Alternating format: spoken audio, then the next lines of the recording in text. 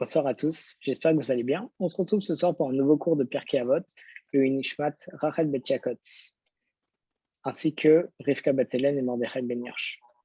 On va faire une Mishnah de Pirkei Avot, le troisième chapitre, la quatrième Mishnah. C'est une Mishnah courte, mais extrêmement sympathique, si vous me le permettez.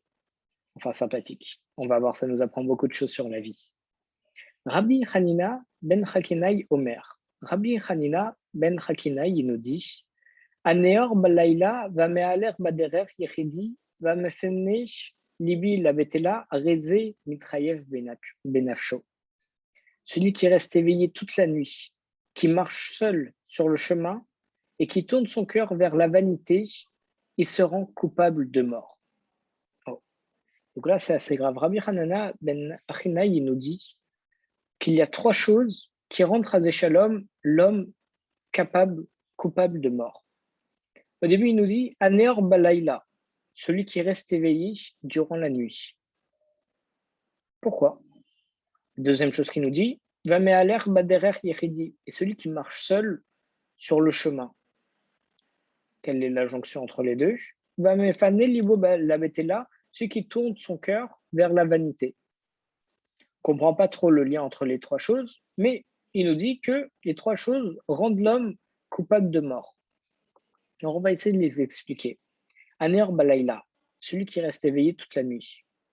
Première chose à laquelle on pourrait penser, c'est une personne, un tzaddik, qui est là, qui étudie, qui reste éveillé toute la nuit. C'est extra. Pourquoi est-ce que c'est une mauvaise chose? Parce que normalement, le jour, tout le monde étudie, mais la nuit, personne n'étudie durant la nuit, de façon générale. Et on dit que s'il y a un instant, chas shalom, où personne n'étudie la Torah, alors le monde ne pourrait pas tenir. Donc il faut qu'à chaque instant, quelqu'un étudie la Torah. Donc, on dirait même c'est un chiyuv que les gens restent éveillés la nuit pour étudier la Torah. Alors là, d'abord, on voit à quel point Akadosh Baruch Hu, il a bien fait le monde. Parce que lorsque c'est le jour, chez nous, par exemple à Paris, c'est une partie de la nuit aux États-Unis. Et lorsque c'est une partie de la nuit aux États-Unis, c'est déjà le jour chez nous. Ce qui fait que normalement, il n'y a pas un seul instant dans le monde entier où il n'y aura pas de limud Torah. Parce que même lorsque nous on dort, normalement, alors dans un autre pays, il y aura, Bezrat Hashem, un juif qui sera en train d'étudier la Torah. Mais on ne comprend toujours pas quel est le problème avec la personne qui reste éveillée toute la nuit. C'est bien, parce que si je me dis qu'une journée comporte 12 heures, on va dire pour le jour et 12 heures pour la nuit, bah, au lieu d'avoir juste 12 heures, entre guillemets, de limoud, je peux augmenter et en faire beaucoup plus en prenant sur la nuit. Alors, parce qu'en réalité, bien entendu, c'est extrêmement bien d'étudier la nuit. Bien entendu, c'est bien de faire des Maasim Tovim la nuit, Maasim Tovim. Mais, Chas v'Shalom, on peut aussi faire d'autres choses la nuit, des choses qui vont pas. Il y a des personnes qui restent éveillées la nuit pour sortir, pour voir d'autres personnes, ce qui n'est pas interdit. On peut de temps en temps faire des sorties la nuit, il n'y a vraiment aucun problème. Aller boire un verre, quoi que ce soit. Mais d'abord, il ne faut pas que ça devienne, bien entendu, du bitulzman, de la perte de temps pour des frivolités. Mais le fait de sortir et sortir à répétition la nuit, ça fait qu'on ne dort pas la nuit. Et si on ne dort pas la nuit, qu'est-ce qui se passe? On est fatigué le lendemain et on dort le lendemain. Ce qui fait qu'à cause de la nuit qu'on a passée à rester éveillé, le lendemain, on reste, soit on est fatigué, soit on a envie de dormir. Et là, on rate nos rendez-vous. Là, on rate, Chas v'Shalom aussi, nos moments de limoud, d'études, de tfila. Parce que lorsqu'on s'est couché tard, on a du mal à se réveiller, par exemple, Chas v'Shalom à Shacharit. On connaît tout ça, moi le premier. Et donc, c'est un des problèmes avec le fait de rester éveillé la nuit. C'est pas un moment approprié. Il y avait le Rav Rosenberg Zatzal qui disait toujours, lorsque quelqu'un voulait faire la yeshiva, il lui disait, regarde, vous allez avoir des horaires pour aller manger à midi. Tu vas toujours manger à ces horaires-là, aux horaires qu'on te donne, et tu ne vas pas te déroger à ces horaires. Parce que dès que tu vas rentrer à la yeshiva, tu vas te dire, normalement, tout le monde va manger à midi dans la pizzeria en bas de la yeshiva. Alors moi, je suis plus intelligent. Je vais aller à 11h30 Comme ça, je vais être servi parce qu'il y a plus personne, donc je vais être servi rapidement. Je vais pouvoir manger, tout va aller beaucoup plus vite et je vais même gagner du temps de limoud parce que au lieu de manger en 1 heure, je mangerai en une demi-heure parce que le service aura été rapide. Donc c'est génial. Dans ce cas-là, je vais pouvoir gagner du temps de limoud, mais le Rav Rosenberg Zatzal, il disait, ne fais jamais ça. Parce que lorsque tu fais ça, tu vas aller à 11h30. Tu vas commander, ça va être rapide. Lorsque tu auras presque fini à midi, là, il y a tout le monde qui va commencer à rentrer. Et une personne va venir te dire bonjour, une deuxième va te dire bonjour, la troisième va te dire oh, bah viens boire un verre quand même avec nous. La quatrième va te dire oh, regarde, j'ai une blague quand même à te raconter. Et ce qui fait qu'au final, au lieu d'avoir gagné une demi-heure, je vais perdre une demi-heure. C'est-à-dire, au lieu de manger 30 minutes plutôt qu'une heure, je vais manger l'heure entière et je vais même, Razé Shalom, rester encore plus longtemps. Parce que je vais rester le temps que les autres restent à la pizzeria et moi, à côté, j'y serai allé une demi-heure en avance. Donc, je vais perdre une demi-heure de limoud. C'est pour ça que on pourrait faire un rapprochement avec notre Mishnah. Celui qui reste éveillé toute la nuit, Razé Shalom, il sera coupable de mort parce que lorsqu'on reste éveillé toute la nuit, on se dit allez, je vais prendre du temps maintenant sur la nuit pour que demain, je gagne du temps sur demain, etc. Mais non, parce qu'en faisant ça, tu vas être fatigué le lendemain, tu vas pas être capable de lorgner, tu vas pas être capable de bosser. Et Razé Shalom, ça risque plus de te perturber qu'autre chose. Deuxième chose qui nous dit Rabbi Hanana ben Achinai, il nous dit Va'amaler baderer yechidi. Et celui qui marche seul sur le chemin, il est coupable de mort, Razé Shalom. Pourquoi? Parce qu'on sait, et souvent le soir, donc là, d'abord, on commence à faire le rapprochement avec les paroles juste avant. Lorsqu'on est seul, Razé Shalom, le soir, à marcher, alors il y a des démons qui risquent au grand Razé Shalom de nous attaquer. À l'époque, c'était beaucoup plus courant, on le voyait beaucoup plus. Il y a même des sages qui ont fait des décrets par leur force, qui ont retiré des démons qui venaient à des périodes spécifiques de l'année. Aujourd'hui, on voit moins ça, mais il y a toujours cette sakana, il y a toujours ce danger. C'est pour ça, on dit dans la Masechet Avot, ainsi que dans Brachot, que lorsque deux personnes sont ensemble, il y a la Shrina, la présence divine, qui est avec eux. Ce qui fait que lorsqu'on a la Shrina, alors tout de suite, on est protégé. Et c'est ça qui va justement avec notre Mishnah, parce que notre Mishnah dit celui qui va seul en chemin, il se rend coupable de mort. Pourquoi? Parce que lorsqu'on est seul, on n'a pas de protection. Il n'y a pas la protection divine qui vient avec nous, Chazécham. Et là, les démons, surtout durant la nuit, ils pourraient, avant Chazécham, venir nous attaquer. De plus, on dit que c'est toujours bien d'être sur le chemin avec un ami pour pouvoir accomplir le commandement qu'on dit tous les jours dans le schéma, tu étudieras sur le chemin, qui est beaucoup plus simple à faire à deux plutôt que seul.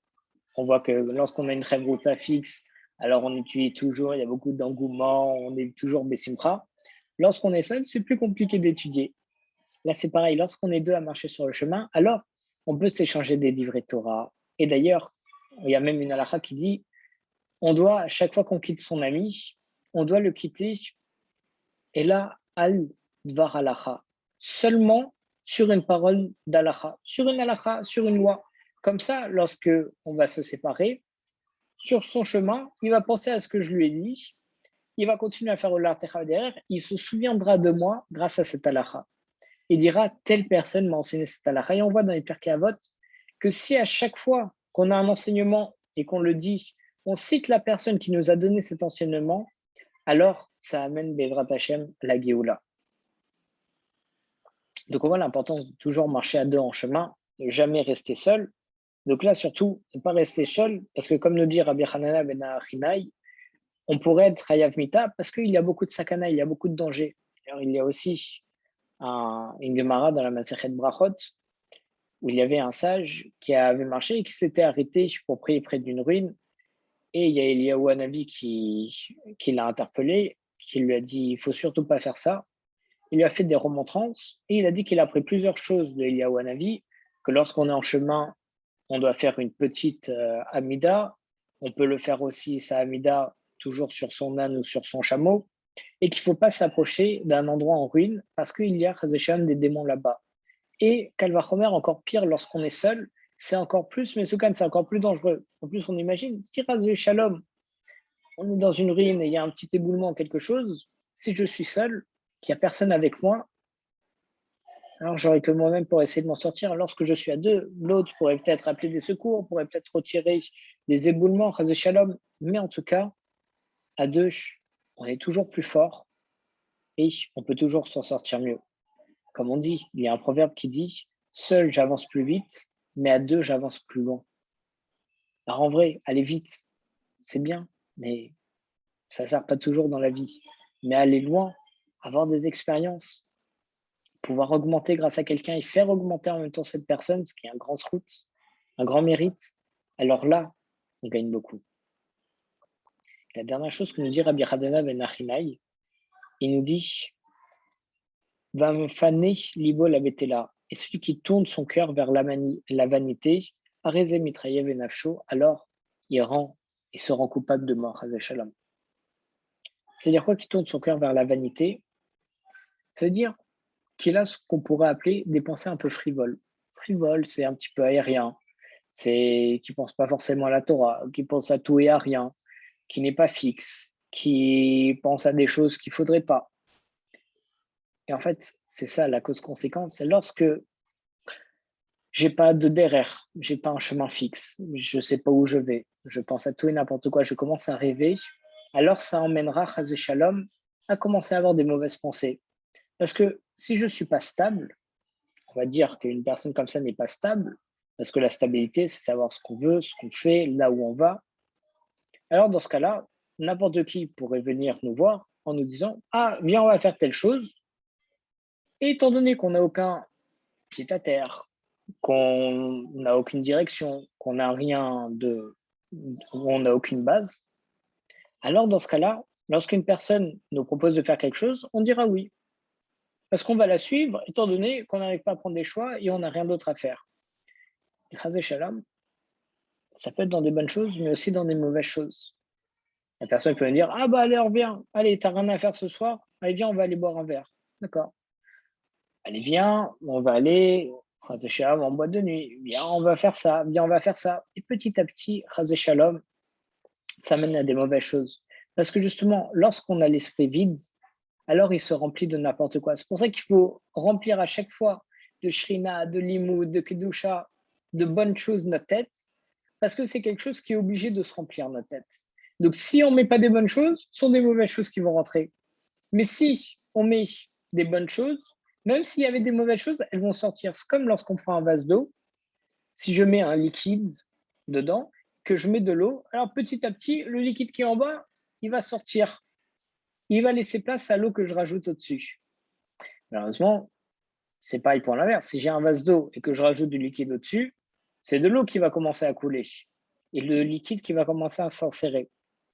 Pour dire que notre tête, on doit toujours la remplir à fond de bonnes choses. Parce que si je ne la remplis pas à fond et que je laisse une petite marge de vide, alors c'est de l'air sur des mauvaises choses, Razé Shalom, qui vont rentrer dedans. Mais une petite chose, puis une petite chose, au fur et à mesure, ça peut tout changer. D'ailleurs, c'est une grande histoire avec Rabbi Akiva, où il était persécuté par les Grecs avec ses élèves, il se cachait dans une grotte. Il voyait que tous les jours, il y avait une goutte d'eau qui tombait à chaque fois sur une pierre. Et la goutte d'eau, elle tombait sur la pierre, et au fur et à mesure du temps, la pierre, qu'est-ce qui s'est passé? Elle s'est fondue en deux. Qu'est-ce que ça signifie? Plusieurs choses. Première chose, c'est un concept qu'on a déjà vu plusieurs fois, par exemple avec nos cours Prier avec feu, ce qu'on appelle step by step, pas à pas, petit à petit.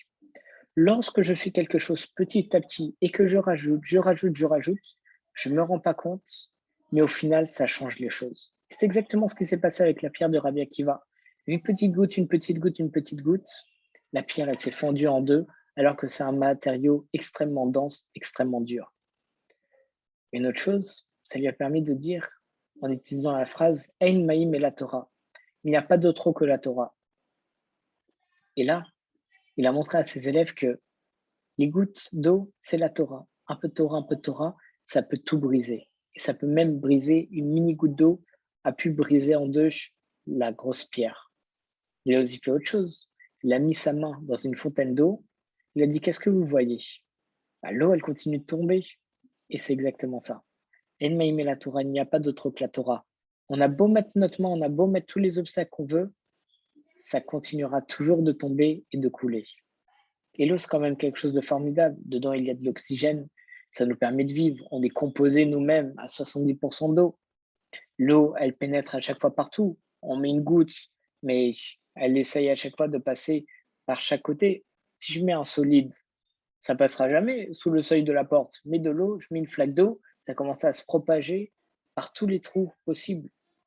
C'est pour ça, donc Akadosh Baruch Hu, il a fait que la Torah, comme l'eau, ça puisse se mettre partout, ça puisse se propager partout. Donc utilisons-le. Elle est facile d'accès. On peut l'avoir facilement.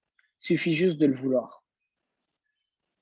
Malheureusement, les pensées frivoles, les mauvaises choses, aussi, ça vient facilement parce que l'homme, avec son Yetzer Hara, Chas v'Shalom, il a des penchants vers les mauvaises choses. Donc, il va être amené à vouloir faire des mauvaises choses. Mais si tu te concentres un tout petit peu sur la Torah, alors tu arriveras à aller vers la Torah parce qu'elle est facile d'accès. C'est pour ça qu'il ne faut jamais se tourner vers la vanité, vers la frivolité, commencer à être orgueilleux, Chas v'Shalom. Parce que ça, c'est ça qui va remplir le vase de mauvaises choses. Et en remplissant le vase de mauvaises choses, je vais avoir du mal à rentrer de l'eau, à rentrer de la Torah dedans. Donc pour résumer avec votre permission, Rabbi Hanana ben Achinai, il nous dit, celui qui reste éveillé toute la nuit, il se met en danger de mort. Celui qui marche seul sur le chemin et qui pense qu'il n'a pas besoin de l'autre, puisque le chemin, c'est aussi le chemin de la vie. Si je me dis non, je peux tout faire tout seul, j'ai besoin de personne, on se trompe totalement. On dit qu'un homme ne peut pas atteindre la shlimout, ne peut pas être entier tant qu'il ne s'est pas marié. Donc celui qui se dit je peux avancer seul, j'ai pas besoin des autres, ça va totalement en contradiction avec tout. D'ailleurs, on dit dans les Pirkei Avot, Ezeu Chacham Alomen Nikol Adam, qui est l'homme intelligent, celui qui apprend de tout homme. Celui qui est orgueilleux, qui dit moi, j'ai besoin de personne, j'apprends de personne, je fais mon chemin seul, j'ai confiance en personne, ne pourra pas s'en sortir. Parce qu'on vit dans une société. Et c'est en étant tous ensemble, Biyachid, unis, qu'on est fort, qu'on forme un peuple et qu'on peut tout arriver, et qu'on peut tout avoir, et qu'Akadosh Baruch Hu résidera parmi nous. D'ailleurs, on voit, il faut être à deux pour avoir la shrina. Et la troisième chose, celui qui tourne son cœur, Hazesham, vers la vanité, comme on vient de l'expliquer. Alors, par ces trois choses, l'homme, au grand Hazeshalom, se rendra coupable de mort. C'est pour ça qu'il faut toujours faire attention à rester dans le bon derrière, à avoir un bon cœur, à avoir de bonnes pensées. Et ce sont les intentions qui priment surtout. Une même action avec deux intentions différentes peuvent avoir deux salaires différents. Si je fais une réprimande à quelqu'un pour son bien parce que je l'aime, alors c'est un grand mérite. Si je fais la réprimande à cette personne juste pour le rabaisser parce que je ne l'apprécie pas, alors dans ce cas-là, c'est considéré comme une grande avéra. Et Chazé Shalom, on dit celui qui fait pâlir une personne, pâlir c'est quoi? C'est retirer le sort d'une personne. Bah, c'est comme s'il l'a tué. Parce que tuer, c'est quoi la signification? C'est que je retire le sang du corps de la personne. Chazé Shalom. Donc on voit qu'une même action, mais avec deux intentions différentes, elle peut être bonne ou mauvaise. Rester éveillé toute la nuit pour étudier la Torah, c'est extra. Rester éveillé et amener de la fatigue et pas réussir à faire le lendemain, c'est pas bon. Marcher seul sur le chemin, si ça nous emmène en danger, c'est pas pour un dvar mitzvah où je veux aller plus vite ou quoi que ce soit, c'est pas bon. Et tourner son cœur vers la vanité, tout ce qui est frivole et orgueil, de toute façon, c'est pas forcément une bonne chose. Donc, Bezrat Hashem, que Kadesh Baruch Hu, il nous envoie la force de toujours arriver à faire les bonnes choses et de toujours bien évoluer. Chazak Baruch tout le monde.